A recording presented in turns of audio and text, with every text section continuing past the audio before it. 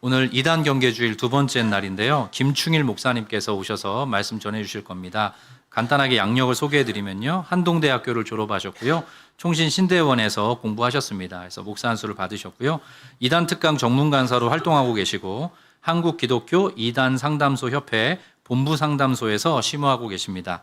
특이한 경력이라고 할까요? 이력이 있는데 신천지에서 전도 교관으로 2005년부터 2010년까지 활동하셨던 분이신데 이게 아니다 깨달으시고 나오셔서 목사 안수 받고 이단들을 이렇게 좀 이단들에 대비하는 그런 특강을 하시고 또 상담도 하시는 그런 귀한 분을 저에게 모시게 됐습니다. 여튼 이 모든 이야기 잘 들으시고 저희가 예방적으로 이렇게 성도님들이 건강한 믿음 안에서 성장할 수 있도록 돕는 차원에서 준비한 거니까요. 그런 기대감을 가지고 함께 말씀을 경청해 주시면 좋겠습니다. 따뜻한 격려의 박수 부탁드리겠습니다.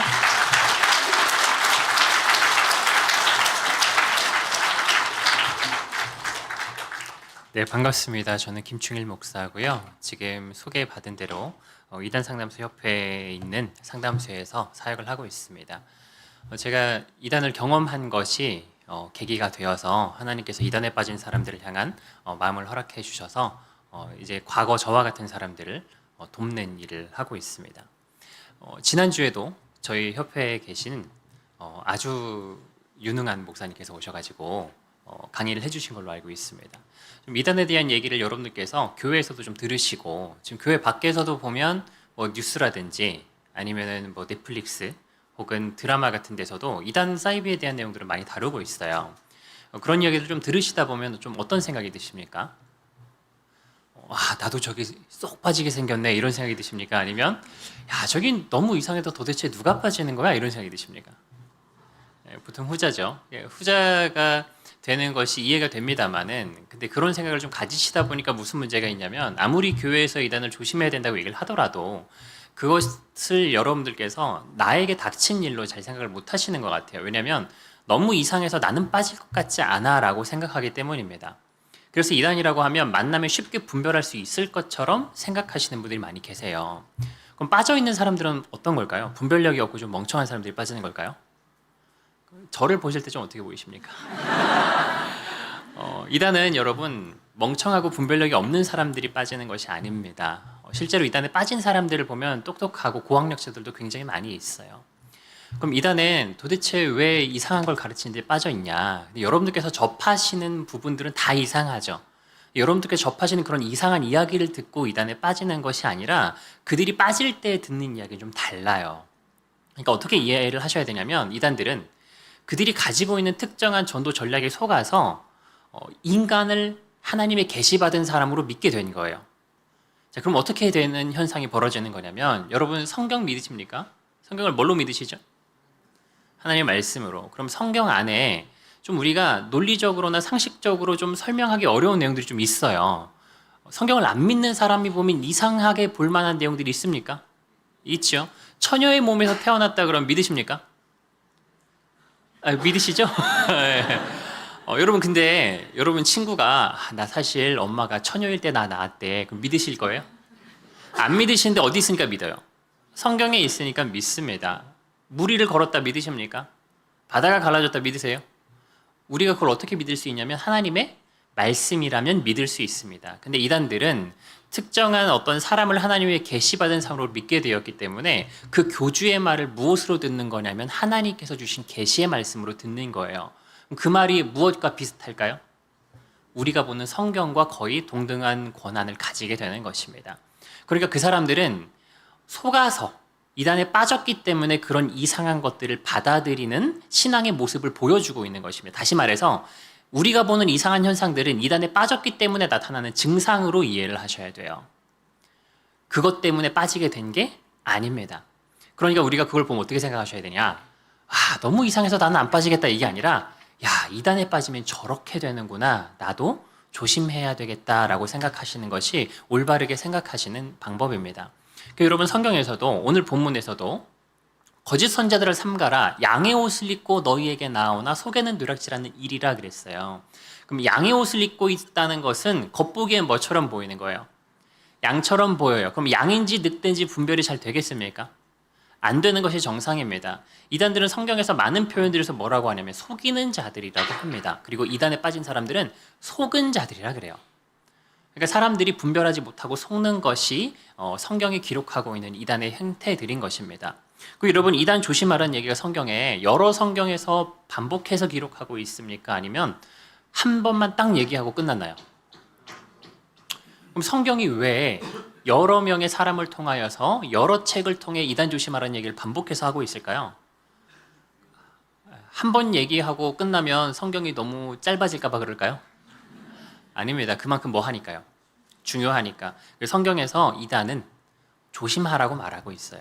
근데 이건 내 일이 아니야. 설마 내가 빠지겠어라고 생각하고 경계하지 않는 것은 우리가 성경대로 신앙생활하지 않는 것이고 교만한 신앙생활의 모습입니다. 오늘 시간을 통해서 나도 빠질 수 있겠구나라는 생각을 가지시고 다들 경계하시는 시간이 되셨으면 좋겠습니다. 그러면 여러분들께서 보실 땐 그 이단들의 모습이 너무 이상하잖아요. 도대체 왜 이단들이 거기에 빠져 있을까? 더군다나 그 이단 단체들은 지금 숫자가 굉장히 많아요. 우리나라에만 약 한 200만 명의 이단 인구가 있습니다. 그리고 신천지 30만이라고 하는데 30만 명이면 많습니까 적습니까? 많아요. 특히나 전 세계적으로 보면 보통 3대 이단이라고 하면 몰몬교, 안식교, 여호와의 증인이거든요. 이런 곳은 세계적으로 수천만 명의 교세를 가지고 있는 단체들입니다. 그럼 이단 인구 자체가 지금 이미 뭐 하냐면 충분히 많습니다. 그럼 그 사람들이 빠질 만한 무언가가 있었던 거예요. 그리고 신천지 하나를 보시더라도 더군다나 이단들은 굉장히 빠른 속도로 성장해 왔어요. 제가 2005년도에 신천지 처음 갔는데 그때 신천지 전체 숫자가 2만 명 좀 넘었어요. 근데 제가 2010년에 나올 때는 7만 명이 넘었습니다. 제가 있던 교회는 포항에 있는 작은 교회였는데 신천지 교회 치고도 작았어요. 아이들 숫자까지 69명 있는 교회였습니다. 지금 기억을 하고 있는데 근데 그 해가 지날 때 제가 들어간 그 해가 지날 때 69명에서 100명이 넘어가더니 제가 신천지가 나올 때는 400명 정도 되는 교회로 성장해 있었어요. 이단의 교회는 계속 성장하고 있습니다. 더군다나 PPT를 보시면서 한번 말씀을 드릴게요. 자, 신천지 성장 그래프예요. 2016년에 20만 명이 넘었죠. 신천지가 매년 가파른 모습으로 성장을 하고 있었고 코로나 이전에는 4만 명에서 5만 명가량이 매년 빠지고 있었습니다. 여러분 4만 명이 어마어마한 숫자예요. 웬만한 대형 교회 여러 개가 통째로 넘어가는 거랑 동일한 규모입니다. 이제 코로나 때 신천지 규모에 대해서 이제 자기네가 명단 제출을 한 게 31만 명 가량 되죠. 교육생 포함해서. 그럼 코로나 때는 신천지가 이제 교회 안 다니는 사람들로 알 만큼 다 알려져 버렸어요. 그리고 그들의 전도 무기가 다 드러났습니다. 신천지가 어떻게 전도하는지 많이 들어보셨죠? 그런 게 다 드러나고 신천지 교육하는 기관들이 문을 다 닫아버렸어요. 그러니까 신천지가 그동안 사람들을 전도하던 모든 수단이 중단돼 버렸습니다. 그러면 이제 신천지가 힘이 좀 꺾이겠다 이런 생각을 했는데 코로나 때 여러분 교회가 성장을 했나요? 교회는 어려움을 겪는 교회들이 엄청나게 많아졌어요. 그런데 코로나 기간에도 신천지는 매년 2만 명가량씩 성장했습니다. 그러니까 코로나 기간을 겪으면서 탈퇴하는 사람들도 많이 생겼는데 여전히 빠지는 사람들이 생기는 거예요. 그리고 작년에는 뭘 했냐면 대구에 모여가지고 10만 수료식이라는 걸 했습니다. 수료식이 뭐 하는 거냐면 신천지 공부를 다 배우고 나서 하는 행사예요. 다 배운 사람은 신천지에 빠진 사람을 의미합니다. 10만 6,186명 이게 신천지에서 자기네가 1년 동안 새롭게 전도한 사람들이다 라고 하면서 우리가 1년에 10만 명 전도했어 하면서 행사를 한 겁니다. 물론 이제 이 숫자가 좀 과장됐어요. 그래서 이미 이전에 신천지 온 사람들도 또 새롭게 전도된 것처럼 저기 앉아있고 했다고는 합니다만은 여전히 이단들은 뭐 하고 있습니까? 성장을 하고 있습니다. 그럼 이 사람들이 그냥 빠지는 게 아니라는 거예요. 이 사람들이 빠지는 이유가 그럼 무엇일까? 여러분, 이단에 빠지는 요인은 보통 두 가지를 이야기를 해요. 보여주는 이단이 있고 가르치는 이단이 있다고 합니다. 보여주는 건 뭐냐면 어떤 특별한 것들을 경험하게 만드는 거예요. 막 입신하는 경험이라든지 뭔가 황홀경에 빠지는 경험이라든지 뭔가 신비한 경험들을 하게 하는 이단들이 있습니다. 사탄도 그런 걸 할 수 있을까요? 없을까요? 있어요. 분명히 사단도 그런 일들을 할 수 있습니다. 그러니까 여러분 만민중학교의 이재로 혹시 알고 계세요? 거기도 한 10만 명 교세가 되다가 교주가 이제 그 감옥에 가면서 교세가 많이 줄었어요. 그런데 거기 빠진 사람 이야기를 한번 들어보면 어떤 얘기를 하냐면 동생이 그 교회에 빠져가지고 동생을 데리러 교회에 딱 갔답니다. 예배 중에 데리고 나올 수 없잖아요. 그러니까 맨 뒷자리에 앉아서 예배가 끝날 때까지 기다렸다가 데려가려고 앉아 있었대요. 듣다 보니까 나도 모르게 어떤 생각이 드냐면 혹시 저분이 주님이 아닐까 이런 생각이 들더래요. 그리고 옆 사람한테 물어봤답니다. 혹시 저분이 주님이신가요? 뭐라고 얘기했을까요? 성령 받았구만 이러더래요. 그래서 그 뒤로 빠진 거예요. 딱 한 번 그 자리에 참석했다가 빠지는 겁니다. 악한 영의 역사가 있어요. 여러분 예수를 믿게 하는 건 누구의 역사냐면 성령님의 역사입니다. 근데 다른 예수를 믿게 하는 것, 거짓 예수를 믿게 하는 것, 다른 복음을 믿게 하는 악한 영의 역사가 있어요. 그래서 이단은 나의 똑똑하고 멍청하고 나의 분별력과 상관없이 한 번 참석하는 것만으로도 빠질 수 있습니다. 그러면 교회에서 이단 교회 밖에서 하는 어떤 신앙 모임에 참석하지 말라고 하죠. 에이 뭐 한두 번 듣는다고 빠지겠어. 근데 한 번 듣는 것 때문에 빠진 사람들이 있어요. 정명석도 가르치는 이단이지만 신비한 걸 많이 경험하게 하거든요. 정명석 성경 공부를 하게 되면 꿈을 그렇게 많이 꾼대요. 그리고 기도하면 기도응답이 잘 된대요. 정명석 성경 공부를 딱 시작을 하면. 어떤 분은 정명석 성경 공부를 한 2달 정도 배우다가 이게 JMS다라는 걸 알게 돼가지고 나는 장로님 딸이고 정명석을 하나님으로 믿지 않을 거예요. 이렇게 딱 관계를 끊어내는데 그날 밤에 꿈을 꿨대요. 예수님께서 나타나셔가지고 어째요 나를 의심하느냐 그러시더래요. 그래가지고 아니 내가 언제 예수님을 의심했습니까? 그러니까 예수님 얼굴이 정명석 얼굴로 싹 바뀌더랍니다. 다음날 자기도 모르게 정명석 단체에 딱 가봤더니 정명석 설교를 사람들이 듣고 있는데 꿈에서 봤던 그 얼굴이 영상으로 딱 나오고 있는 거예요. 그래서 정명석에 빠지게 됐다는 이런 이야기들도 해요. 그러니까 여러분 이단들이 그런 것들을 경험하게 하면 그리고 그 경험을 성령의 역사로 착각하게 된다면 한번 가는 것만으로도 빠질 수 있어요. 그에 비해서 이제 신천지는 가르치는 이단이고 신기한 건 잘 안 나타나요. 신천지는 빠지게 하려면 최소 2달에서 3달 정도 시간이 필요합니다. 성경 공부를 가르치는 거예요. 그러면 이거는 그들의 성경 공부가 올바른 거라서 그럴까? 그렇지 않습니다. 이단의 성경 공부를 배울 때 악한 영이 역사를 해요. 그래서 그들의 성경 공부를 들을 때 어떤 생각이 드냐면 그 말씀이 진리라고 깨달아지는 시점이 있어요.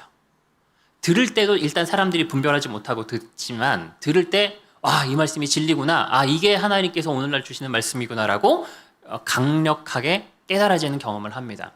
그래서 여러분 제가 아버지가 목사님이시거든요. 그리고 어릴 때부터 교회에서 하는 신앙생활을 잘 해왔고 그리고 고등학교 때는 큐티 동아리 회장 같은 것들도 하면서 신앙생활을 나름대로 열심히 하던 아이였어요. 근데 대학에 입학을 하자마자 신천지 성경공부를 딱 접하게 됐는데 이거 참 성경적이고 논리적이고 체계적인 성경 공부다라는 느낌을 받았습니다. 그리고 그걸 듣다 보니까 그게 진리로 믿어지게 됐어요. 그럼 여러분 아버지가 목사님이신데 제가 신천지 간다 그러면 집안이 말이 아닐 거잖아요. 그럼에도 불구하고 저는 간 거예요. 왜냐하면 그걸 뭐라고 믿어버렸으니까. 하나님의 말씀이고 진리라고 믿었으니까 거기로 가게 되는 것입니다. 신천지에 빠진 사람들을 대상으로 설문조사를 한 게 있는데 신천지에서 자체적으로 한 겁니다. 근데 왜 신천지 가게 됐냐? 첫 번째 응답 70%가 뭐냐면 성경 공부의 탁월성을 이야기하고 있어요. 신천지교회 만족하는 것도 뭐냐면 성경 공부라고 이야기를 하고 있습니다. 그래서 신천지 사람들은 자기네가 교회에 없는 이 시대 최고의 진리를 가지고 있다라고 자부심을 가지고 믿고 있는 사람들이에요. 더군다나 자기가 들어보고 그게 진리라고 판단이 들어서 갔는데 다른 사람도 들으면 어떻게 되냐면 빠지는 거예요. 근데 그 중에 누구도 있냐면 신학생도 있고 가끔 목사님도 있어요. 제가 있을 때 교역자 출신의 신천지 사람이 한 350명 정도 있었습니다. 가끔 그런 사람들도 있고 다른 사람들도 들으면 빠지는 거예요. 제가 신천지에서 활동하면서 신천지에 그 미혹할 때 사용하는 6개월의 성경 공부 과정이 있는데 그 6개월 과정을 처음부터 끝까지 다 들은 사람 중에서 미혹되지 않은 사람이 없었습니다. 다 들은 사람. 그럼 다 들는 비율이 얼마나 될까요? 시작해서 끝까지 듣는 사람의 비율. 다시 말해서 신천지 성경 공부를 시작해서 빠지게 될 비율과 동일한 거겠죠. 제가 있을 때 당시에 지금은 좀 낮아진 걸로 알고 있습니다만 신천지가 많이 알려져서 제가 있을 때 당시에 전국 평균 70%였습니다. 성경 공부를 시작하면 몇 프로의 확률로 신천지에 빠졌냐면 70%의 확률로 빠졌어요. 여러분 70%가 될 가능성이 높을까요? 30%가 될 가능성이 높을까요? 70%가 될 가능성이 높겠죠. 그럼 그 30%는 제대로 분별해서 안 빠졌냐? 대부분 분별했다라기보다는 속아서 듣다가 아직 빠지기 전에 그게 신천지 성경 공부라는 걸 알게 돼서 그만둔 사람들이 대부분입니다. 그러니까 신천지에 있는 사람들은 어떻게든 이 성경 공부를 배우게만 하면 인정할 수밖에 없어. 우리가 진리를 갖고 있어라고 믿고 있어요. 그럼 그들의 포교 전략도 동일한 방법입니다. 그럼 그들의 교리가 도대체 어떤 거길래 빠질까? 제가 그 6개월 과정을 여기서 설명드리면 여러분들께서 집에 못 가시니까 교리적인 걸 말씀드릴 수는 없어요. 근데 이제 좀 빗대어서 설명을 드리자면 먼저 성경 공부를 가르칠 때 초기에 뭘 하냐면 이게 뭐냐면 색안경을 낀 그림이에요. 빨간색 색안경을 끼면 세상이 어떻게 보일까요? 빨갛게 보여요. 먼저 성경관과 계시관을 왜곡시켜 놓습니다. 뭘 가르치냐면 성경 보는 방법론을 먼저 가르쳐요. 우리말로 하면 성경 해석학입니다. 여러분 교회에서 성경 해석학 이런 거 배우셨어요? 보통 성도님들을 대상으로는 그런 거를 잘 교육하지 않아요. 목사님께서 성경을 잘 해석하셔서 우리의 삶에 적용하는 설교를 해주십니다. 이거를 내가 성경을 어떻게 봐야 하는가를 잘 알고 있다라면 그들이 잘못된 방식으로 성경을 보게 했을 때 그걸 잘 분별할 수 있을 텐데 올바른 방식을 모르고 있다 보니까 처음으로 성경 보는 방법론을 배우면 아 성경을 이렇게 보는 거구나라고 생각을 하게 됩니다. 그리고 그들이 가르쳐준 방식대로 성경을 보면 그들의 교리가 딱 맞게 보이는 거예요. 그러면서 어떤 현상이 벌어지냐면 목사님 설교는 귀에 잘 안 들어와요. 왜 그럴까요? 목사님이랑 나랑 성경을 바라보는 눈이 다른 거예요. 그러니까 다르게 같은 본문을 봐도 다르게 보입니다. 그러니까 목사님 설교는 이상한 것 같고 어디 거가 잘 들어와요? 신천지께 잘 들어와요. 그리고 그들의 교리 자체가 그 다음에 어떻게 구성되어 있냐면 여러분 퍼즐 해보셨어요? 성경을 하나의 퍼즐이라고 하면 성경이 말하고 있는 메시지가 있을 것입니다. 그죠? 자, 그런데 성경이 그리고 있는 그림이 하나 있을 건데 그 원래 퍼즐이라는 게 그 그림 말고 다른 그림을 억지로 맞출 수가 없는 거죠. 근데 퍼즐 조각이 많아지다 보면 자기 자리가 아닌데 들어가는 게 하나씩 생겨요. 근데 성경은 절수가 몇 개나 됩니까? 31,100절이 넘어요. 그러니까 퍼즐 조각이 한 3만 개 있다고 생각해 보세요. 하나하나 가져오면 성경이 말하는 메시지가 아닌 다른 메시지를 인위적으로 하나 만들 수 있는 거예요. 그럼 여러분 맞춰놓은 퍼즐 조각을 보면 어떻게 보이시겠어요? 아 원래 이거구나라고 보이시겠죠? 그게 잘못됐다는 걸 알려면 우리가 어떻게 해야 되죠? 다른 부분을 같이 봐야 합니다. 거기에는 맞아 보일지라도 전체적인 그림을 보면 달라지겠죠. 다시 말해서 우리가 성경 전체를 볼 만한 성경 지식이 좀 있어야 그게 제대로 분별이 되는 거예요. 여러분 성경에 자신 있는 분, 나는 성경 지식은 아주 충분합니다 이런 분 안 계시잖아요. 평신도 입장에서 그걸 접하게 됐을 때 쉽게 분별하지 못하는 경우가 많은 거예요. 그리고 뭘 이미 끼고 있어요? 색안경을 끼고 바라보면 그들의 교리가 아주 그럴듯하게 들리는 것입니다. 그러니까 사람들이 잘 분별하지 못하고 빠지게 되는 거예요. 자, 그러면 그들이 전도를 하려고 할 때 어떻게 하는 거냐? 나도 들어보니까 그게 맞다고 딱 판단을 했잖아요. 이걸 어떻게든 배우게 만드는 게 그들의 전도예요. 공부하게 만드는 것. 근데 여러분 신천지라고 하면은 공부하고 싶으신 분 있으세요? 보통은 없는데 제가 중고등부 갈 때는 애들이 생각보다 많이 한번 들어보고 싶다는 애들이 있어요 실제로. 근데 여러분 일단 신천지라고 하면 들으면 안 되겠죠? 이단 성경 공부는 일단 접하시면 안 됩니다. 그 독극물이 있으면 먹어서 죽을 확률이 좀 낮아요. 그러면 안 죽을 것 같은데 한번 먹어볼까? 이런 분 계십니까? 입에도 대면 안 되는 거예요. 그런데 그렇기 때문에 이단들이 보통 어떻게 하냐면 어느 정도 성장을 하게 되면 전도하기가 어려워집니다. 왜냐하면 그들이 이단이라는 게 어떻게 되니까요? 알려지니까. 예를 들면 하나님의 교회 세계 선교 복음 협회라고 하면 세계 선교 복음 협회 이름 얼마나 좋아요. 이단인지 모르다가 이제 그게 그 명칭을 사용하는 게 이단이라는 게 알려져요. 그럼 사람들이 이제 거기를 안 가려고 하는 거예요. 그러니까 전도하기가 어려워지는 게 정상인데 신천지가 사용했던 방법이 뭐냐면 내가 신천지라는 것을 속아서 듣게 만드는 게 신천지 방법이었습니다. 이제 그 신천지 포교 프로세스를 한번 보시면 이게 찾기, 합자, 섭등, 복등 이렇게 되어 있는데 찾기는 뭐냐면 전도 대상자를 찾는 방법이에요. 일단은 그들이 전도 대상자를 만나서 사귀어야 됩니다. 그러면은 교회 다니는 사람 만날 수 있는 장소가 필요하겠죠. 그래서 이 찾기 전략 중에 여러분들께서 그래도 잘 아시는 게 뭐가 있는 거냐면 추수밭 전략이 있는 겁니다. 그럼 교회 다니는 사람은 어디 가면 잘 만날 수 있어요? 교회 가면 아주 잘 만날 수 있습니다. 뭐 동아리 동호회 위장교회도 있고요. 뭐 대학가에서는 뭐 학생회 활동을 하기도 하고 여러 가지 방법들을 사용합니다만은 여러분들께서 잘 아시는 게 추수밭 전략이죠. 그래서 이런 방법을 통해서 뭘 하냐면 전도 대상자를 만나서 사귀어서 관계를 맺는 거예요. 그래서 여러분 추수밭 전략이라는 거는 신천지가 과거에는 제가 있을 때 그런 적이 있어요. 2007년, 6년 정도였던 것 같은데 2007년경에 추수밭 전략이 원래 저기 광주, 전라도 광주에서 처음 시작을 했어요. 이게 되니까 막 전도가 엄청 잘 되는 거예요. 그래서 이게 전국에서 다 이 방법을 해라. 그래가지고 전 신도들을 다 추수밭으로 보냈던 적이 있습니다. 그때 신천지 신도가 5만 명이 좀 넘었는데 우리나라 교회가 5만 교회라고 하거든요. 당시에는 거의 모든 교회에 어느 정도 규모만 되면 신천지 추수꾼이 다 들어가 있었어요. 규모가 큰 교회는 많이 들어가서 최대한 많이 빼내오는 전략을 썼고요. 규모가 좀 작으면 들어가서 교회 전체를 신천지가 잡아먹는 이런 산옮기기 전략이라는 방법도 썼습니다.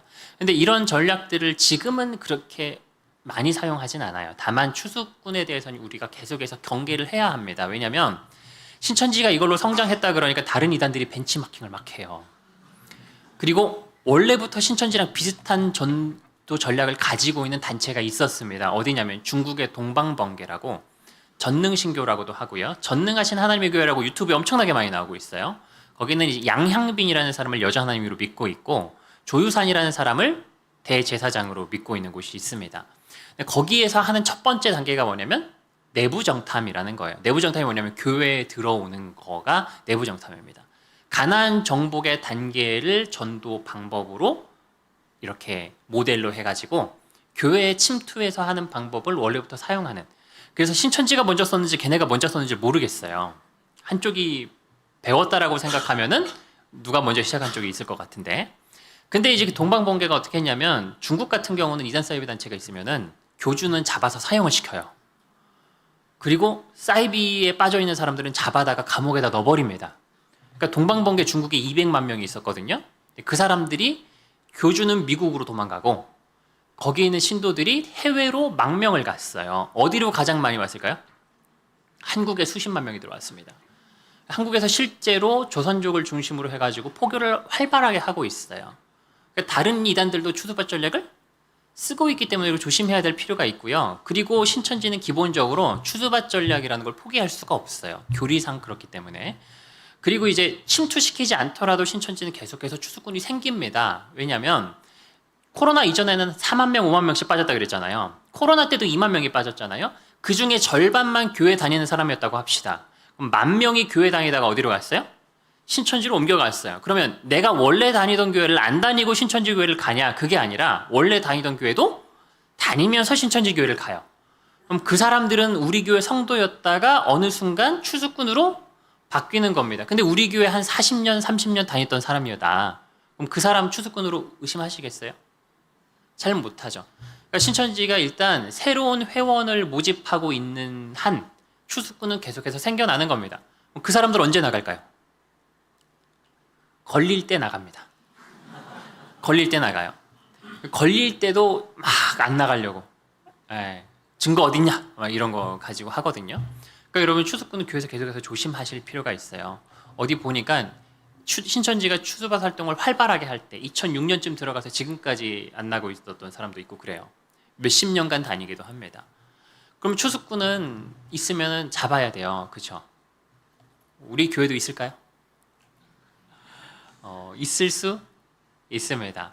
그럼 있으면 뭐 해야 되면 잡아야 되는데 어떻게 잡을까요? 추수꾼은 목사님이 잡을 수 있을까요?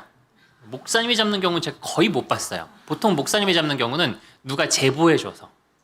목사님은 어떤 역할을 하냐면 추수꾼 문제에 대해서는 속는 역할을 합니다. 보통 속아요. 추수꾼 잡아놓고 보면 보통 뭐 여전도 회장, 남전도 회장, 성가대 지휘자, 찬양인도자 이런 사람 많거든요. 목사님이 의심하고 있으면 직분을 맡겼을까요? 저도 이제 추수밭 활동할 때 교회 조금 작은 교회에 교육전도사로 들어간 적이 있어요. 뭐 했냐면 주일학교 중고등부 청년부 교육부서를 제가 다 맡았고요. 성가대 지휘랑 예배 찬양 인도를 했습니다. 주일날에 신천지 사람이 교육부서 설교를 3번을 다 한 거예요. 그럼 목사님이 의심하고 있으면 맡겼을 리가 없죠. 그래서 보통 추수꾼 누가 잡냐면 여러분들이 잡아요. 그러면 추수꾼이 들어온 목적이 뭘까요? 여러분들을 잡아가려고 그러는 거예요. 잡아가는데 그래서 걔네는 들어올 때 한번 생각해 보세요. 교회를 애초에 한 30년 다니던 사람이에요. 그러면 그 교회 성도인 것처럼 행동하는 게 쉬울까요? 어려울까요? 아주 쉬워요. 그러니까 별로 들통날 만한 일이 없습니다. 언제 들통나냐면 자기의 본색이 드러날 때. 본색은 언제 드러날까요? 여러분들이 한 명을 데려가려고. 데려갈 때 뭐 공부시켜요? 성경 공부. 그래서 이제 추수꾼이 활동하는 교회 특징은 그 교회에 있는 사람이 교회 밖에서 하는 신앙 모임이나 성경 공부에 권유를 받게 되는 거예요. 자, 그런데 무슨 문제가 있냐? 걔네가 활동할 때 다 보이게 대놓고 데려가려고 할까요? 아니면 추수꾼은 은밀하게 활동할까요? 은밀하게 활동할. 예를 들면 전도 대상자로 삼은 사람이 예를 들어서 인테리어 사업을 하는 사람이라고 합시다. 그리고 기도 제목이 뭐냐면 지금 장사가 좀 안 돼서 경제적으로 어려움을 겪고 있어요. 그럼 그 사람이 어떤 경험을 하게 되냐면 삶의 현장에서 기도 제목이 성취되는 경험을 하게 됩니다. 만약에 교회 여러분 교회 원래 막 몇십 년 다니셨으면 교회 친구랑 밖에서 한 번씩 놀 수 있잖아요. 그래서 아유 우리 약속 잡아서 맛있는 거 먹으러 가기로 했어요. 약속 잡아놓고 추수꾼이 의도적으로 그 자리에 늦게 나가는 겁니다. 그럼 전도 대상자가 된 그 사람은 정해진 시간과 장소에 혼자 기다리고 있을 거잖아요. 그때 누군가 대화하는 소리를 우연히 들어요. 김 집사님 너무 오랜만이야. 우리 코로나 때 너무 못 봤지. 이제 교회 자주 나와서 봐요. 막 얘기를 해요. 아유 방 집사님, 그러게 말이야. 집에서 드리는 게 편해져가지고 나도 안 갔는데 이제 좀 가야 되겠어요. 대화를 하는데 아유 박 집사님 그나저나 이사했다면서 나 안 부르고 집들이 한 거 아니야? 그러면 아이고 내가 설마 집사님 빼놓고 집들이 하겠어요? 지금 좀 구축 아파트라서 인테리어를 새로 하고 집들이 하려고 아직 안 하고 있어요. 아 그래요? 인테리어가 얼마나 들어? 우리 집도 한번 해볼까 하는데 그렇지 않아도 지금 예산보다 많이 나와서 여기저기 좀 알아보고 있는데 아유 비용이 만만치가 않네. 그럼 이제 그분 거기서 어떻게 하실까요? 영업하셔야죠. 하나님이 지금 기도 제목을 이루어주신 거예요. 거기서 영업을 안 하시면 그분은 원래 영업을 하시면 안 되는 분이 하고 계시는 거죠. 이제 명함 주면서 죄송한데 제가 우연히 대화를 들었는데 교회 다니시는 것 같은데 저도 교회 다닙니다. 그러면서 제가 저렴하게 잘 한번 해드릴 테니까 저한테도 견적을 한번 받아보세요. 해가지고 그 사람이랑 집 인테리어를 한번 했다고 합시다. 그러면 인테리어 하려면 서로 고객이랑 자주 만나죠? 만나면서 대화를 하다 보니까 말이 너무 잘 통하고 막 친해졌어요. 그러다가 그 친구가 어느 날 교회 밖에서 하는 성경 공부나 어떤 상담을 한번 가자고 해요. 심리검사 이런 것도 많이 가거든요. 막 가자 그랬는데 그때 교회에서 세미나 들었던 게 딱 생각이 났어요. 난 교회 밖에서는 그런 거 안 해. 안 갔는데 자 이런 상황이 됐을 때 교회에 추수꾼이 있구나라고 생각할까요? 생각을 못하죠. 추수꾼은 뭐밖에 안 했냐면 정보만 빼서 넘긴 거예요. 그리고 그 정보를 바탕으로 신천지에서 그 사람의 삶 속에서 우연을 가장해서 만남을 가지게 한 것입니다. 그러니까 추수꾼이 사실 잘 안 잡혀요. 잡힐 때는 활동을 많이 하다 보면 실패 사례가 많이 쌓이겠죠. 실패한 경우가 많아져요. 그러니까 실패한 사람끼리 만나서 교제하다 보니까 이상하게 그 집사님 만날 때 이단을 만나는 거예요. 그러니까 그제서야 사람들이 뭔가 이상하다라고 생각을 하게 되는 겁니다. 근데 그렇게 해서 들통이 나서 교회에서 치리를 했다고 해요. 그러면 문제가 뭐냐? 그 사람이 그동안 만들어 놓은 다른 추수꾼이 또 교회 안에 생겨져 있는 거예요. 그러니까 추수꾼 어떤 게 중요하냐면 나중에 들통날 때 쫓아내는 게 아니라 초기에 박멸을 해야 돼요. 안 그러면 바퀴벌레처럼 막 늘어납니다. 그럼 잡으려면 어떻게 해야 될까요? 일단 여러분께서 철저하게 하셔야 될 게 있습니다. 교회 밖에서 하는 신앙 모임에 뭐 하면 안 돼요? 참석을 하면 안 돼요. 근데 안 된다고 생각하는 사람을 가도록 만드는 게 그들의 전략이에요. 그렇게 하기 위해서 뭘 하냐면 신뢰관계를 형성합니다. 그러면 이 사람은 믿을 만한 사람이니까 교제해도 괜찮아라는 예외의 경우가 생깁니다. 근데 예외가 있으면 안 돼요. 제가 청소년 아이들한테 저도 교육부서를 맡았을 때 뭐라고 얘기했냐면 내가 해준다고 해도 비공식적으로 1대1로 해준다고 하면 하지 말아라라고 얘기를 해요. 저는 아닌 게 분명하잖아요. 왜냐하면 예외의 경우를 경험하면 다른 교회에서도 그런 걸 경험할 수가 있어요. 더군다나 가끔씩은 교회 교역자에도 추수꾼이 있을 수가 있습니다. 그러니까 교회 밖에서 하는 성경 공부는 절대 하시면 안 되고 우리 신앙생활은 철저하게 교회 중심으로 교회에서 공식적으로 진행하는 것에만 참석을 하셔야 되는 겁니다. 그러니까 여러분 꼭 밖에서 하는 거 하는데 교회 안에서 하는 거 다들 하십니까? 다 안 하면서 꼭 밖에서 하려고 그래요. 근데 교회에서 하는 거 먼저 하시고 근데 그럼에도 불구하고 더 하고 싶다 갈급하다 그러면 목사님한테 가서 더 해달라고 하십시오. 목사님이 아예 바빠가지고요 일단 하는 것만 잘 해보시면 안 될까요? 그러시면 그럼 목사님 저 그러면 신천지 가서 좀 배워보겠습니다. 이렇게 하면은 목사님 어쩔 수 없이 방법을 마련을 하실 겁니다. 절대로 그 밖에서 하지 말고 안에서 하라는 말씀을 강력하게 드리는 거예요. 그리고 여러분 우리가 신앙생활할 때 좀 행복하게 하려면 교회와 목회자에 대한 믿음이 좀 필요합니다. 지금 우리가 이 교회 가운데 모인 것은 하나님께서 섭리하셔서 우리가 이 가운데 모인 거예요. 내가 내 개인적인 판단으로 선택한 것 같지만 그 발걸음을 하나님이 인도하신 겁니다. 가끔 실수해서 이상한 데 갈 때도 있지만 그렇다라도 하나님께서 자기 양떼를 올바른 곳으로 결국에는 인도해 주실 거예요. 그럼 내가 이곳에 하나님께서 허락하신 교회 공동체이기 때문에 이 공동체가 지금 하나님께서 나에게 가장 좋은 것을 주셨다는 믿음을 가지실 필요가 있어요. 다른 교회 목사님이 아무리 훌륭하고 좋아 보여도 그 목사님 초청해서 말씀 들으려면은 사례비 많이 드려야 돼요. 그리고 여러분 그 목사님 여러분 이름이나 압니까? 모르죠. 담임 목사님 여러분 이름 아십니까? 알죠. 기도해달라 그러면 기도해 주시나요? 신방해달라 그러면 신방해 주십니까? 돈 한 푼 안 줘도 일주일 내내 여러분 생각하면서 기도하면서 말씀 연구해서 설교해 주세요. 그럼 누가 최고예요? 아무리 훌륭한 목사님이 있어도 우리 교회 목사님이 최고죠. 여러분 그 내가 탄 버스가 최고라는 마인드가 필요해요. 아무리 좋은 버스가 있어도 내가 타 있지 않으면 의미가 없어요. 근데 내가 탄 버스가 최고가 아닐지라도 최고라고 생각하고 타 있으면 타 있는 내내 기분이 어때요? 좋죠. 근데 타 있으면서 내가 탄 버스가 제일 엉터리 같은 버스야. 그러면 기분이 어떨까요? 타 있는 내내 안 좋아요. 그러면 교회 오실 때 우리 교회가 최고야. 우리 목사님이 최고야. 이런 마음으로 오면 즐겁잖아요.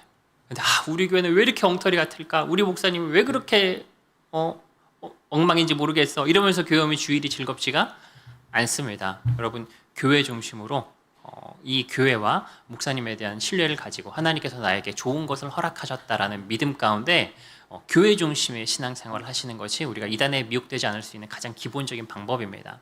그런데 그런 일이 있으면 교회 밖에서 하는 무언가의 권유를 받으면 어떻게 해야 되냐? 그게 발톱이 드러난 거예요. 그럴 때는 목사님한테 신고를 해주셔야 돼요. 근데 그 성경 공부나 신앙 모임의 권유를 받게 되었을 때 그 사람을 만나게 된 모든 과정을 다 신고를 하셔야 됩니다. 말씀을 해주셔야 돼요. 그 과정에 우리 교회 사람이 한 명이라도 껴있다. 그럼 그 사람이 추수꾼일 확률이 90% 이상이라고 보시면 돼요. 근데 이게 당하는 입장에서는 의심이 잘 안 가거든요. 그 사람은 관련이 없어요. 그 사람이랑 그냥 약속해서 밥 먹은 거밖에 없는데 그 사람 추수꾼이라고 하면 뭔가 생사람 잡는 것 같아요. 근데 생사람은 잡아도 어차피 목사님이 잡으니까 그건 책임은 목사님한테 다 돌리시고 여러분은 일단 뭐 하셔야 돼요? 신고를 하셔야 됩니다. 일단 모든 분들이 교회 밖에서 하는 신앙 모임에 참석하지 않으면 이단에 빠지지 않을 수 있습니다. 그런데 그걸 신고하지 않으면 내가 아니라 내 옆에 있는 다른 지체가 이단에 빠질 수도 있어요. 반드시 뭐 하셔야 돼요? 신고를 하셔야 돼요. 여러분 입장에서는 그런 일이 한 번일지라도 활동할 때마다 교회로 신고가 들어가면 목사님께서 초기에 이단의 활동을 교회에서 감지할 수가 있는 거예요. 여러분 신고하실 겁니까? 이단 혹시 그런 일이 있으셨어요? 교회 밖에서 하는 뭐 성경적 상담 혹은 뭐 성경 가지고 하는 모임이나 이런 거 참석해 보셨습니까? 하신 분 있으면 교회로 뭐 하셔야 되냐면 신고해 주셔야 합니다. 자 그리고 이런 방법을 통해서 그 사람들이 만나서 뭘 하는 거냐면 관계를 맺는 거거든요. 자, 관계를 맺고 성경 공부에 인도되기 전에 뭘 먼저 하냐면 합당한 자 선정이라는 걸 해요. 그걸 합자라고 하는 건데 찾기 전략 몇 개만 좀 보여드릴게요. 청년들한테 많이 하는 겁니다. 당신이 연애할 때 알아야 할 것들. 청년들 주된 관심사 중에 하나가 뭐죠? 연애예요. 그러니까 이런 강좌 가는 거예요. 강좌 들을 때 누구 만날까요? 신천지 사람 만나서 사귀는 겁니다. About Me, 심리학에 대한 관심이 굉장히 높아졌죠. 예, 이거 심리학 강좌 들으려고 들었다가 누구 만나냐면 신천지 사람 만나요. 요즘에 오픈 채팅방에 많이 있습니다. 신천지에서. 이거는 뭐냐면 내부 사람들한테 오픈 채팅방으로 전도하는 방법에 대해서 교육하는 매뉴얼입니다. 오픈 채팅방을 만들어서 사람들을 새로 사귀는 거예요. 요즘에 당근마켓에 어마어마하게 많아요. 당근마켓 한 번씩 써보셨죠? 당근마켓에 과거에 보니까 어떤 것도 있냐면 물건 하나씩 올리고 다 보고하라고 이런 것도 있더라고요. 그래서 신천 사람들이 당근마켓에 물건을 다 올리고 그거 캡처해가지고 보고하기도 하고 그랬어요. 당근마켓에 보면 물건만 거래하는 게 아니라 동네 친구 만들기 이런 거 있어요. 취미 활동 같이 하고 동네에서 친구 만나는 그런 연결고리가 되는 경우가 있습니다. 거기에 뭐가 어마어마하게 많냐면 신천지 사람이 어마어마하게 많아요. 그리고 요즘 청년 같은 경우에는 이런 케이스가 많더라고요. 이성 간의 관계로 우리 보통 썸 탄다고 표현하는데 뭔가 조금 호감이 있는 것처럼 이런 관계를 맺어가지고 성경 공부 데려가는 케이스들도 굉장히 많아졌습니다. 당근마켓에 그냥 제가 이거 검색해 본 건데 제가 올린 게 아니고요. 누군가가 올린 거예요. 당근마켓에 신천지 지은 니은 많다고 하죠. 이런 글이 하나 달리면 또 나 그런 피해봤다고 댓글 엄청 많아요. 당근마켓으로 친구 만나가지고 3개월 동안 매주 볼 정도로 친해졌는데 알고 보니까 신천지였다. 이런 글들이 많이 있습니다. 인스타그램 페이지 움찬인데요. 여기 지금도 운영을 하는지는 제가 확인을 안 해봤는데 원데이 클래스 같은 거 여기서 많이 했어요. 석고 방향제 만들기 혹은 뭐 향수 만들기. 그럼 그런 거 만들면서 만나서 사람 사귀는 겁니다. 그럼 누구 사귀냐면 신천지 사람 사귀는 거예요. 자, 그래서 만나서 사귈 때 합당한 선정을 하기 위해서 뭘 하는 거냐면 그 사람의 개인 정보를 다 입력을 하게 돼 있어요. 이름, 성별, 나이, 혈액형, 집 주소, 뭐 신앙 연수, 뭐 그 사람의 뭐 성격 유형, 뭐 그 사람의 신앙 유형. 신앙 유형은 뭐냐면 여러분 신앙생활할 때 사람들이 다 똑같은 모습으로 하지 않잖아요. 뭘 만들어놨냐면 신앙 유형이라는 거 24가지를 만들어놨어요. 맞춤형 교재들이 있습니다. 우리 신학교에 똑같은 신학 공부에도 계파가 있어요. 축구파 있고 기도파 있고 학구파가 있어요. 공부 열심히 하는 사람 있고 기도 열심히 하는 사람 있고 신교 활동 좋아하는 사람이 있어요. 근데 교회 다녀도 다 똑같은 모습으로 신앙생활하지 않잖아요. 그런 유형들을 만들어놔서 맞춤형 교재들도 만들어놨습니다. 그런 걸 위해서 정보를 파악하는 겁니다. 그래서 신천지 사람들 톡방이에요. 글자가 보이실지 모르겠는데 보면은 어떤 컨셉으로 만나게 될지도 다 논의를 하고 만나게 돼서 그 사람에 대해서 파악한 대상자 정보를 빼곡하게 보고를 하고 공유하는 겁니다. 이런 정보들을 바탕으로 해가지고 전도를 하는 거예요. 이렇게 파악이 되잖아요. 그러면 이제 이 사람에 대해서 뭘 하냐면 여기 보이실지 모르겠는데 합당한 자를 선정하는 기준이 있어요. 그래서 각각의 항목들에 대해서 뭘 하냐면 점수를 매겨요. 여러분들 추수꾼이라고 하는데 추수할 때 알곡만 할까요? 가라지도 같이 할까요? 알곡은 곡간에 들이시고 가라지는 단으로 묶어 꺼지지 않는 불에 태우신다 그래요. 곡간을 신천지라고 합니다. 알곡은 신천지로 데려가는 거예요. 그럼 가라지는 어떻게 하냐면 내버려 둬요. 곡간에 안 가져갑니다. 신천지 사람이 추수꾼이니까 여러분 중에 알곡과 가라지를 딱 보는 거예요. 아, 이 사람은 가라지야? 그럼 안 데려갑니다. 그래가지고 여기서 알곡이라고 판명이 돼야 돼요. 요즘에는 뭐 전도 실적 압박이 있으니까 아무나 막 다 하던데 저 있을 때만 해도 안 데려가는 사람이 많았어요. 철저하게 이렇게. 원래 이제 환경, 인성, 신성 3가지 카테고리가 있거든요. 그래서 어떤 사람 데려가려고 하는 거냐면 인성이 좀 괜찮은 사람. 약속도 잘 지키고 주관이 뚜렷하고 주변의 평판도 괜찮고 환경적으로도 그 사람이 공부할 만한 시간이 잘 나고 건강도 괜찮고 그리고 이제 신성, 그 사람이 신앙심 같은 거 보는 겁니다. 하나님을 사랑하는 마음이 있는가, 예배 참석하는 건 어떤가, 교회 내부에서의 평판은 어떤가 이런 것들.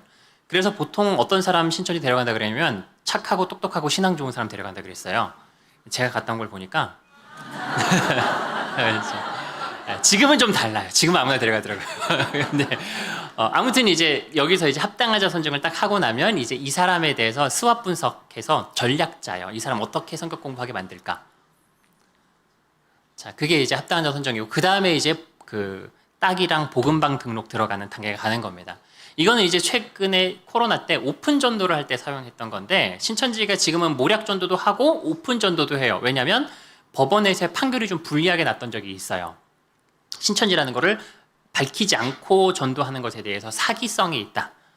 근데 이게 지금 대법원 판결은 아쉽게도 신천지로 가가지고 좀 불리해지긴 했습니다만 그래서 신천지가 오픈 전도를 했어요. 오픈 전도를 하는 것도 그냥 오픈을 하는 게 아니고 처음부터 나 신천지입니다 하고 접근하는 게 아닙니다. 처음에는 전혀 신천지인지 몰라요. 만나서 친해지고 신뢰관계가 생길 때까지 몰라요.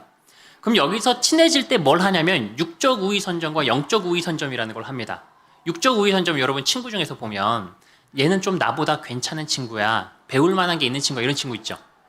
영적 우위 선점은 신앙적으로 이 친구가 나보다 좀 괜찮아. 이런 친구 있죠. 이게 영적 우위 선점과 육적 우위 선점입니다.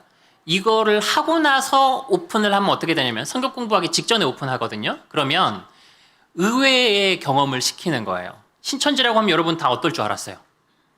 저런 거 믿고 있는 거 보니까 이상한 사람인가 봐 이랬는데 만나서 만나본 그 사람은 어땠어요? 인간적으로나 영적으로나 배울 게 많다고 느꼈고 괜찮은 사람이라고 생각해 왔거든요. 그런데 그 사람이 신천지래.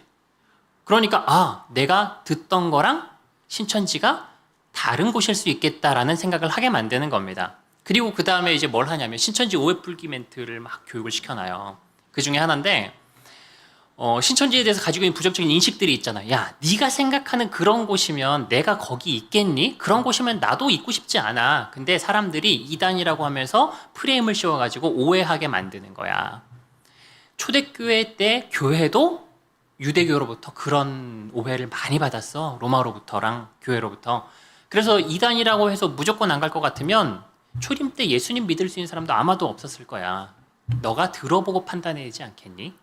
한번 들어본다고 해서 빠지겠어? 들어보고 너가 괜찮다고 생각하면 그때 계속해서 듣고 아닌 것 같으면 안 들으면 되잖아. 이렇게 하는 거죠. 그 사람이랑 관계가 형성이 됐고 특히나 이게 또 남녀 관계가 형성이 됐으면 머리로는 끊어야 된다고 생각을 하다가도 못 끊어내는 경우들도 많이 있습니다.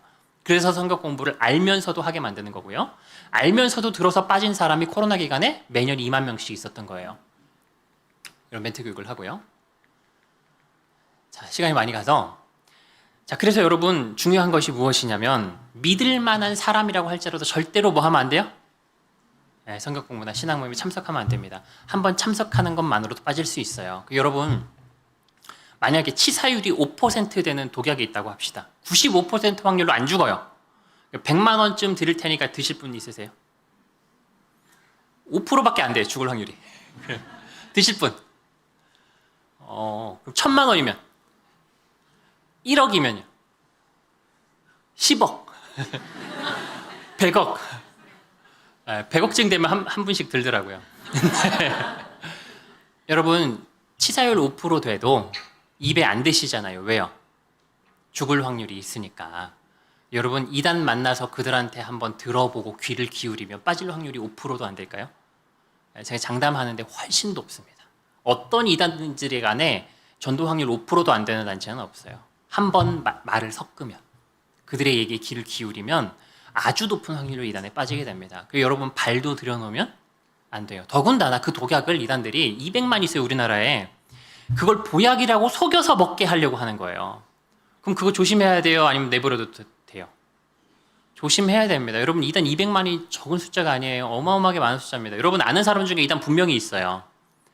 정체를 드러내지 않아서 그렇지. 조심하셔야 되는 겁니다. 먹지 않도록, 맛보지 않도록. 자, 그럼 이단 성경 공부를 그럼에도 불구하고 속아서 듣게 된단 말이에요. 특히 신천지 성경 공부를. 속아서 들었으면 우리가 이걸 분별할 수 있어야 돼요. 그래서 교리적인 부분들을 다룰 수는 없지만은 외적으로 드러나는 특징을 몇 가지 좀 설명을 드리겠습니다. 일단 뭘 하냐면 입막음을 해요. 신천지 성경 공부뿐만 아니라 많은 이단 성경 공부가 입막음을 합니다. 왜냐하면 신천지 성경 공부를 본인이 속아서 시작했어도 교회 밖에서 성경 공부한다고 말하고 다니면 목사님이 뭐라 그러실까요? 아유 잘하고 계십니다 이럴까요? 아니죠. 하지 말라 그래요. 그러니까 입막음을 시키지 않으면 신천지에서 전도하기가 매우 힘듭니다. 그리고 입막음을 시켜놓으니까 어떻게 할 수 있냐면 내 가장 옆에 있는 형제 자매가 내 가족이 신천지로 빠지고 있는데 옆 사람이 모르는 거예요. 그리고 그 사람이 신천지에 딱 빠진 다음에 신천지 출석군 노릇을 하고 있어도 그 사람이 신천지인지 알 수가 없게 되는 겁니다. 그러니까 입막음을 시켜놓으니까 그 사람이 빠진 다음에 계속해서 교회에서 신천지 활동을 할 수가 있어요. 입막음은 굉장히 중요한 건데 제가 실제로 사용했던 입막음 멘트를 조금 들려드릴게요. 왜냐하면 여러분 성경 공부하는 게 잘못하는 게 아니잖아요. 근데 얘기하지 말라고 하면 뭔가 이상할 것 같죠. 그래서 제가 실제 썼던 멘트를 조금 들려드릴게요. 제가 설교하고 싶은 게 아니고 신천지에서 입막음을 하려고 어떤 방식을 쓰냐. 일단 만약 가장 흔하게 쓰는 방법 중에 하나가 뭐냐면 뭐 상담 프로그램 같은 걸로 많이 하거든요. 아, 너 기독교인이니까 성경적 상담 코스가 있는데 이거를 하면 더 효과적이겠다. 상담하는 것처럼 만나가지고. 근데 이 성경 공부를 하는 프로그램인데 이게 지금 아직 출시가 안 돼서 너랑만 내가 관계를 생각해서 몰래 해주는 거고 원래 비싼 거야. 이걸 내가 해줬다는 게 들통나면 나는 회사에서 잘려. 혹은 손해배상해야 돼. 이거 말하지 말아줘. 그럼 관계가 이미 형성이 돼 있으면 그거를 함부로 말하고 다닐 수가 없게 되는 거죠. 그리고 성경적인 걸 가지고서 계속 이야기를 합니다. 어떤 식으로 얘기를 하냐. 오늘은 마태복음 6장을 함께 큐티하도록 하겠습니다. 마태복음 6장에 보면 어떤 내용이 나오냐면 자기의 의를 높이지 말라는 얘기가 나와요. 자기의 의를 높이지 말라는 얘기하면서 어떤 예를 드냐면 구제와 금식과 기도할 때에 대한 이야기를 하고 있습니다. 여러분, 오늘 본문 말씀에서 자기의 의를 높이지 않기 위해 구제할 때 어떻게 하라고 하냐면 오른손이 하는 일을 왼손이 모르게 하여 은밀한 중에 보신 아버지께서 갚으시게 하라. 은밀한 중에 보신 아버지께서 갚으시리라 말씀하고 있습니다. 근데 외식하는 자들은 큰 길 어기와 회당에서 나팔 불기를 좋아한대요. 나팔 분다는 게 어떤 겁니까? 다른 사람들한테 드러낸다는 거죠. 그럼 여러분 구제 활동 해본 적 있으세요? 자, 나팔 부셨어요? 아니면 은밀하게 하셨어요? 여러분 친구가 내가 목사님 설교를 듣고 이웃을 섬기는 삶을 살아야겠다는 마음이 들어가지고 좋은 구제 활동이나 이런 것들을 하기 시작했어요. 근데 마침 내가 그거 하러 가는 시간에 내 교회 절친이 맛집을 알아냈다고 같이 가자는 거예요. 그럼 뭐라고 대답하세요? 나 이런 일이 있어서 다음에 가자. 이미 나팔이 부러졌습니까? 안 부러졌습니까? 부러졌어요. 이미 자기의 상을 받았느니라 라고 기록하고 있어요. 그래서 나는 생각 없이 말했을지 몰라도 내가 그것을 말함으로 인하여서 그 친구가 그 얘기를 듣고 이제 이런 얘기하는 거죠. 야, 너 이런 면도 있었니? 대단하다. 나는 목사님 설교 듣고 아무 생각 없었는데 너는 좀 듣는 귀가 다른 것 같아. 막 칭찬을 해줘요. 그럼 어떻겠어요? 나도 모르게 좀 교만해질 수도 있어요. 좀 으쓱해지고 그런가? 이런 생각이 들 수도 있습니다. 그리고 무엇보다 사람으로부터 이미 뭘 들었어요? 칭찬을 들었어요. 본문에서 이미 자기의 상을 받았느니라 라고 기록하고 있습니다. 자기의 의를 높이지 않는 일을 위해서 어떻게 하라고 하냐면 은밀한 중에 행하라고 해요. 오른손이 하는 일을 왼손이 모르게 하라는 것은 우리 교회 지체 중에 오른손 같은 사람도 있고 왼손 같은 사람이 있어요. 내가 이런 일 하는 걸 누가 알지 못하게 하라는 거죠? 옆에 있는 지체가 알지 못하게 하라는 말씀입니다. 이렇게 했을 때 누가 갚아주신다? 하나님께서 갚아주신다는 겁니다. 우리 신앙은 하나님께 상을 바라고 하는 거예요. 하나님께 영광이 되기 위해서 하는 것입니다. 사람에게 상을 얻기 위해 하는 거 아니잖아요. 이미 자기의 상을 받았느니라 할 것 같으면 그거 할 필요 없습니다. 우리가 하나님 앞에서 사람에게 칭찬은 듣지 못하더라도 하나님께서 주는 상을 바라면서 한다면 오른손이 하는 일을 왼손이 모르게 하는 지혜를 행하시고 그렇게 했을 때 하나님께서 주시는 풍성함을 누리셨으면 좋겠습니다. 자, 그리고 기도할 때 어떻게 하라고 하면 골방에 들어가 문을 닫고 은밀한 중에 보신 아버지께 기도하래요. 은밀한 중에 보신 아버지께서 갚으시리라. 근데 외식하는 자들은 큰 길 어겨 회당에서 서서 다른 사람들한테 보이며 기도하기를 좋아한대요. 저들은 이미 자기의 상을 받았다고 합니다. 여러분 특히나 기도라는 건 하나님과 나와의 1대1 관계잖아요. 자기의 상 받았다라고 할 것 같으면 기도할 필요도 없습니다. 근데 하나님 앞에서 은밀하게 기도 잘 하십니까? 우리 새벽 예배 나와서 기도를 하면 2, 30분 정도 하면 할 기도가 끝나요. 눈을 살짝 떠봤는데 아직 아무도 안 나갔어요. 뭔가 1등으로 나가면 지는 느낌이 들어요. 그래서 주여 하면서 했던 기도를 한 번 더 합니다. 오늘 본문에서 너희는 중언부언하지 말라. 저희는 말을 많이 하여야 들으실 줄 생각하느니라 얘기합니다. 눈을 살짝 떠봤는데 2-3명이 빠져나갔어요. 갑자기 반수 이상이 우르르 빠져나가죠. 사람 보고 기도했어요? 하나님 보고 기도했어요? 이미 자기의 상을 받았다라고 얘기하고 있습니다. 우리가 특별히 기도할 일에서 기도할 때도 굳이 자기의 의를 드러나는 일이 되지 않도록 굳이 다른 사람들한테 말하고 다닐 필요가 없는 거예요. 골방에 들어가라는 것은 골방이라는 장소가 중요한 게 아니라 다른 사람들한테 드러내면서 기도하지 말아라 라고 이야기하는 것입니다. 주기도문 건너뛰고 금식할 때 어떻게 얘기하고 있냐면 얼굴을 씻고 머리에 기름을 바르래요. 그럼 이것도 드러내라는 거예요? 숨기라는 거예요? 여러분 금식 해보셨습니까? 금식할 때 누가 밥 먹으러 가자 그러면 뭐라 그래요? 나 금식 중이라서. 오늘 본문이 뭐라 그래요? 이미 자기의 상을 받았느니라. 굶은 게 지금 도루묵이 돼버리는 거예요. 그럼 금식할 때도 어떻게 해요? 얼굴을 씻고 머리에 기름을 바르면 돼요. 우리가 거짓말하라는 게 아니라 굳이 드러내지 않을 수 있는 지혜가 필요합니다. 나 속이 좀 안 좋아서 오늘은 안 먹을게요. 이렇게 얘기할 수도 있는 거잖아요. 그래서 이거는 구제나 금식이나 기도뿐만 아니라 우리 신앙생활의 태도를 말하고 있습니다. 우리는 사람에게 보이기 위해 신앙하는 게 아니라 하나님 앞에서 하는 것입니다. 그럼 굳이 사람에게 드러내기 위해서 말하고 다닐 필요가 없어요. 우리 성경 공부하는 것도 하나님을 더 알고 싶고 하나님께 주시는 깨달음을 얻기 위해서 하는 거잖아요. 그럼 우리 여기서 하나님께 주시는 깨달음을 얻기 위해서 굳이 다른 사람들한테 드러내고 다닐 필요가 없습니다. 하나님께서 주시는 깨달음이 없으면 내 머리만 커지고 끝나는 겁니다. 우리 성경 공부하는 거 하나님 앞에서 먼저 집중하면서 굳이 다른 사람들한테 말하지 말고 은밀한 중에 골방에 들어가서 기도하듯이 성경 공부를 하는 적용을 한번 해보도록 합시다. 이렇게 얘기를 하면 그럴듯한가요? 본문에 성경 공부 몰래 하라는 얘기 한마디도 없어요. 그리고 원래 전통적으로 성경 공부는 공동체가 모인 가운데 했습니다. 구약시대의 성경 공부 어떻게 했을까요? 회중이 모여서 레위인들이 낭독해주면서 했어요. 신약시대 어떻게 했어요? 예수님이 제자들한테 너 나한테 6개월 동안 성경 공부하고 아무한테도 말하지 마? 이러고 했습니까? 아니죠. 큰 길 어귀와 회당에서 강가에서 사람들한테 드러내어 놓고 가르치셨습니다. 사도들도 어떻게 했습니까? 사람들 모여있는 회당에 가서 복음을 전하고 말씀을 가르쳤어요. 성경 공부는 원래부터 회중이 모인 가운데서 함께 하나님의 말씀을 들었습니다. 몰래 하라는 얘기 성경에 없어요. 몰래 하는 것 자체가 뭔가 꿀인 데가 있는 겁니다. 은밀하게 하는 것은 뭔가 이상하다라고 여러분께서 생각하실 필요가 있어요.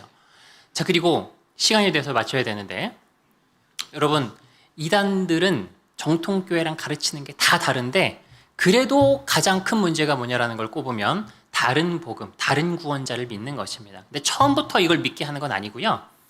우리가 현재 가지고 있는 구원관을 깨트려 놔야 자신들이 가지고 있는 다른 복음을 심어줄 수 있어요. 그래서 이단들의 성경 공부를 접할 때 어떤 생각이 드냐면 예수 믿고 구원 다 받으셨나요?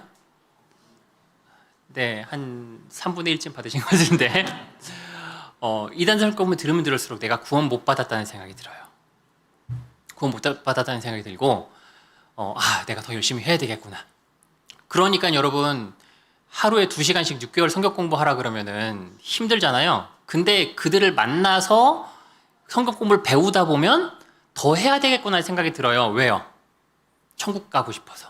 이대로는 천국 못 갈 것 같이 가르치거든요. 좋은 성경 공부를 들으면 들을수록 내가 이렇게 엉터리 같은 죄인일지라도 은혜로 구원해 주신 하나님의 사랑과 은혜가 풍성해져야 돼요. 근데 이단 성경 공부는 들으면 들을수록 내가 천국 못 갈 것처럼 느껴집니다. 들으면 들을수록 천국 가려면 무언가를 더 해야 될 것처럼 느껴져요. 이건 절대로 정상적인 성경 공부가 아닙니다. 그리고 이런 부분들은 우리가 교회에서 들었던 거랑 상충되기 때문에 그나마 여러분들이 조금 이상하다라고 강력하게 느끼실 수 있는 부분들 중에 하나입니다. 근데 여러분들은 여러분이 받은 구원에 대해서 1시간쯤 성경 구절 대가면서 좀 가르칠 수 있으세요?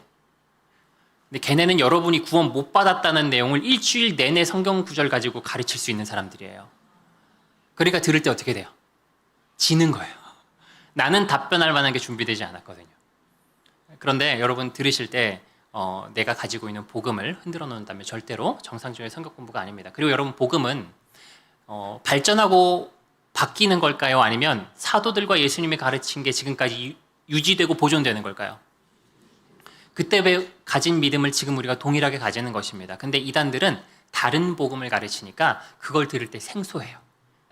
못 들었던 걸 듣습니다. 근데 못 들었던 걸 들으면 여러분 그럼 듣던 거 듣는 게 정상일까요? 생소한 거 듣는 게 정상일까요? 듣던 말씀 또 들려주시오 이거거든요.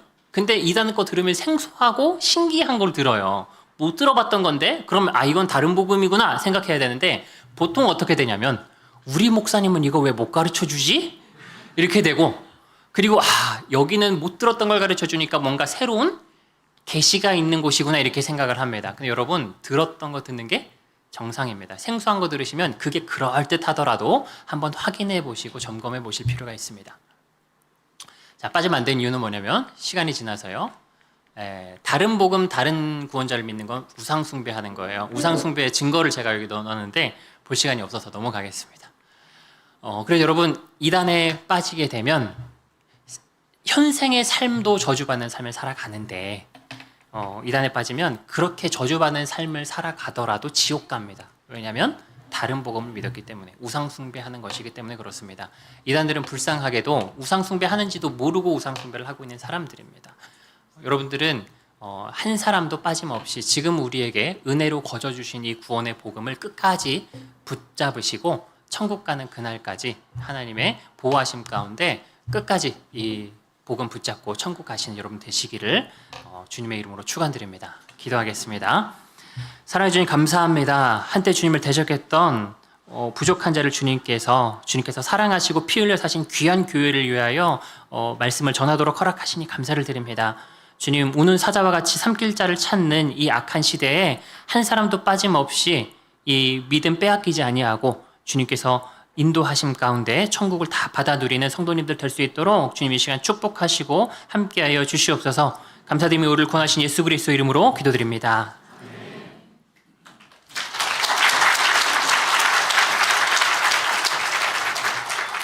네, 너무 감사합니다. 다 같이 자리에서 일어나시겠습니다. 짧게 한 1분 정도 기도하고 싶은데요. 우리 두 가지 기도 제목 드리겠습니다. 첫 번째, 결국 오직 예수입니다. 오직 예수. 오직 예수 한 분만 섬기고 한 분만 의지하고 한 분과만 동행하면서 걸어가는 내가 될 수 있도록 도와주십시오. 또 한국 땅에 수많은 이단들이 활개를 치고 있고 또 그 가운데 빠져나왔다가 또 여러 가지 가슴앓이 하는 사람들도 참으로 많이 있습니다. 하나님의 긍휼로 덮어주시고 이 땅에 바르고 건강한 믿음 생활을 영위할 수 있는 그런 교회들이 더욱 우후죽순처럼 생겨날 수 있게 달라고 기도해 주시면 좋을 것 같습니다. 또 한 가지 좀 실질적인 기도하면 좋겠는데요. 지금 비 피해를 겪고 저희는 이렇게 예배하면서 또 기뻐하고 감사하고 하는 부분이 있지만 비 피해로 인해서 생명이 떠나가고 또 이번 주에도 또 적지 않은 비가 예보되고 있어서 참 마음이 어렵습니다. 우리 하나님 긍휼히 여겨달라고, 이 땅을 붙잡아달라고, 이 땅 위에 은혜를 베풀어 주시고 생명이 이렇게 가벼이 여겨지는 일이 없도록 하나님께서 좀 돌봐달라고 이 땅을 위해서 한번 같이 기도하도록 하겠습니다. 한 1분 정도 마음 모아 통성으로 기도하겠습니다. 하나님 아버지, 은혜와 사랑에 감사합니다. 오직 예수 그리스도 안에 있는 참된 구원의 은혜, 그 복음을 우리 가운데 허락해 주셔서 감사합니다. 예수 없다면 우리의 삶이 얼마나 황폐화 되었을까요?